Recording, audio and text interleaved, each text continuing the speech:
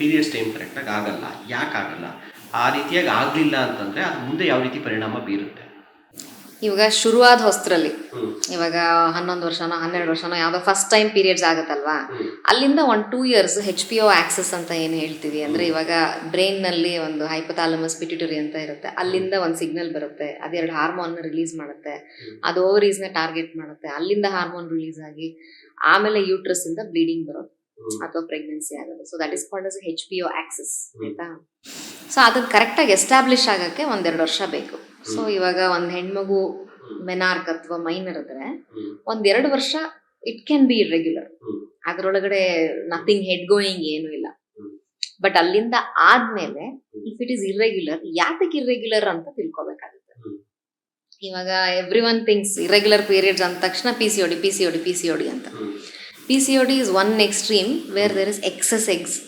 ತುಂಬ ಮೊಟ್ಟೆಗಳಿರುತ್ತೆ, ಅದು ಮೊಟ್ಟೆ ಕರೆಕ್ಟಾಗಿ ರಿಲೀಸ್ ಆಗ್ತಾ ಇರಲ್ಲ, ಅದರಿಂದ ಋತುಚಕ್ರ ಸರಿಯಾಗಿ ಬರೋದಿಲ್ಲ. ಇನ್ನೊಂದು ಎಕ್ಸ್ಟ್ರೀಮ್ ಇರುತ್ತೆ, ಹಿಂಗೆ ಮೈನರ್ದು ಇನ್ನೇನು ಟೈಮೇ ಆಯಿತು ಅನ್ನೋಷ್ಟೊತ್ತಿಗೆ ಎಲ್ಲ ಮೊಟ್ಟೆ ಇರೋದೆಲ್ಲ ಖಾಲಿ ಆಗೋಗಿರುತ್ತೆ, ಆಲ್ಮೋಸ್ಟ್ ಮೆನೋಪಾಸಲ್ ರೇಂಜಿಗೆ ಹೊರಟೋಗಿರ್ತಾರೆ. ಸೊ ಇದು ಎರಡೂ ಕಂಡೀಷನಲ್ಲಿ ಪೀರಿಯಡ್ಸ್ ಬರೋದಿಲ್ಲ. ಕಣ್ಮುಚ್ಕೊಂಡು ಕೂತ್ಕೊಂಡಿದ್ದು PCODನೇ ಇರಬಹುದು ಅಂತ ಅಂದ್ಬಿಟ್ಟು ಆಮೇಲೆ ನಿಧಾನಕ್ಕೆ ಡಿಸ್ಕವರ್ ಮಾಡಿದ್ರೆ ಪಾಪ ಆ ಮಗುಗೂ ತೊಂದರೆ ಅಲ್ವಾ. we faced these situations in real time. We are in a fertility clinic. ಅದು ನಮಗೂ ಒಂಥರ ತುಂಬಾ ಕಷ್ಟದ ಸಿಚುವೇಶನ್.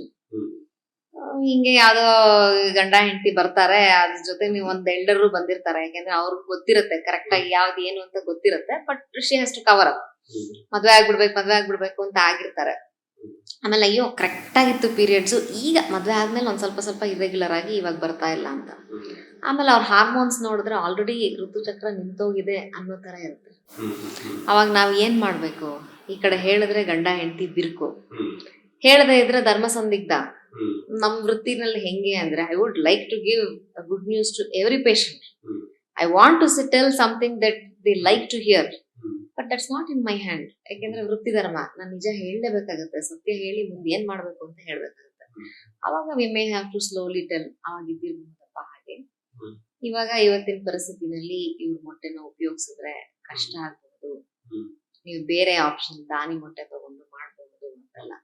ಸೊ ಸಣ್ಣ ವಯಸ್ಸಲ್ಲಿ ಈ ತರ ಇರ್ರೆಗ್ಯುಲರ್ ಪೀರಿಯಡ್ಸ್ ಪರ್ಸಿಸ್ಟೆಂಟ್ಲಿ ಇದ್ರೆ ಒಂದ್ಸಲ ಒಂದು ಸ್ಕ್ಯಾನ್ ಮಾಡಿಸೋದು ಒಳ್ಳೇದಾಗುತ್ತೆ.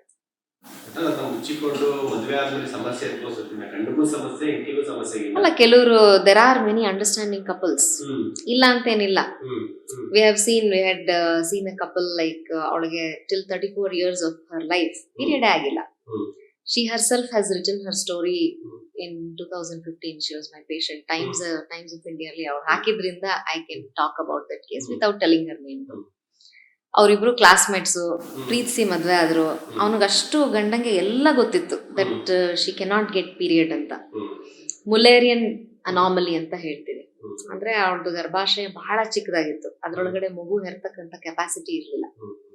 And also some defects in the development of the genital tract, small vagina, very blind hole ಅಂತೆಲ್ಲ.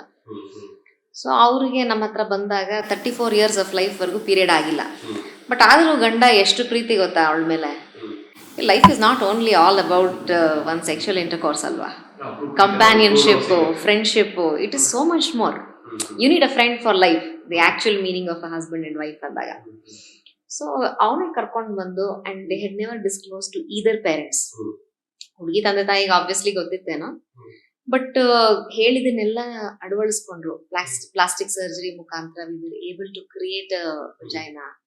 ಆಮೇಲೆ ಅವ್ರಿಗೆ ಸ್ಮಾಲ್ ಯೂಟ್ರಸ್ಗೆ ಒಂದಷ್ಟು ಮೆಡಿಸಿನ್ಸ್ ಅದೆಲ್ಲ ಕೊಟ್ಟಾಗ ಅದು ಚೆನ್ನಾಗಿ ಡೆವಲಪ್ಮೆಂಟ್ ಆಯ್ತು. ಅದಾದ ಕಾಲಾನಂತರ ಆಮೇಲೆ ಅವಳದ್ದೇ ಮೊಟ್ಟೆ ತಗೊಂಡು we had to do an IVF, because ಇವಾಗ ಯೂಟ್ರಸ್ ಅಲ್ಲಿ ಡೆವಲಪ್ಮೆಂಟಲ್ ಡಿಫೆಕ್ಟ್ ಇರುತ್ತಲ್ಲ, ಯೂನಿಕಾರ್ನೇಟ್ ಯೂಟ್ರಸ್ ಅಂತ ಒಂದು ಕಂಡೀಷನ್ ಇತ್ತು ಆಕೆಗೆ, ಅದರಿಂದ ಗರ್ಭಾಶಯ ಚಿಕ್ಕದಾಗಿತ್ತು. ಸೊ ಆ ತರ ಕೇಸಸ್ ಅಲ್ಲಿ ನ್ಯಾಚುರಲ್ಗೆಲ್ಲ ನಾವು ಕಾದ್ರೆ ಇನ್ನು ಲೇಟ್ ಆಗುತ್ತೆ ಅಂತ we had to do an IVF ಮಾಡಿ ಸ್ವಲ್ಪ ಕಷ್ಟ ಇತ್ತು, ಬಟ್ ಪ್ಲೇಸ್ ಮಾಡಿದ್ವಿ. ಶಿ ಹ್ಯಾಸ್ ಡೆಲಿವರ್ಡ್, ಅಂಡ್ ಇವಾಗ ಆಕೆಗೆ ರೆಗ್ಯುಲರ್ ಪೀರಿಯಡ್ಸ್ ಆಗ್ತಾ ಇದೆ. ಸೊ ಎಲ್ಲಾ case is not a terminal dead end ಇರಲ್ಲ. ಅಂಡ್ ಈ ಗಂಡ ಹೆಂಡತಿಗೆ ಅವ್ರಿಗೆ ಅದೊಂದು ಫಸ್ಟ್ ನಾವು ಕೊಡ್ಬೇಕಾಗಿರೋದು, ಅವ್ರಿಗೆ ಒಂದು ಧೈರ್ಯ ಕೊಡಬೇಕು. Every problem will have a solution ಅಲ್ವಾ. We have to learn how to navigate. You have to accept all the odds of life and go ahead ಅಂತ ಅದನ್ನ ಫಸ್ಟ್ ಅವ್ರಿಗೆ ಅರ್ಥ ಮಾಡಿಸಿ. And patient also they should have the patience. ಅವ್ರಿಗೆ patience ಇದ್ರೆ ಎಲ್ಲಕ್ಕೂ ಒಂದ್ ಸಮಸ್ಯೆ, ಎಲ್ಲ ಒಂದ್ ಸಮಸ್ಯೆ ಅಂತ ಇದ್ರೆ ಅದಕ್ಕೊಂದು ಪರಿಹಾರ ಅಂತ ಇರುತ್ತೆ. ಖಂಡಿತ. ತಾಳ್ಮೆಯಿಂದ ನಾವು ಕಾದ್ ನೋಡ್ಬೇಕಷ್ಟೇ. ಓಕೆ.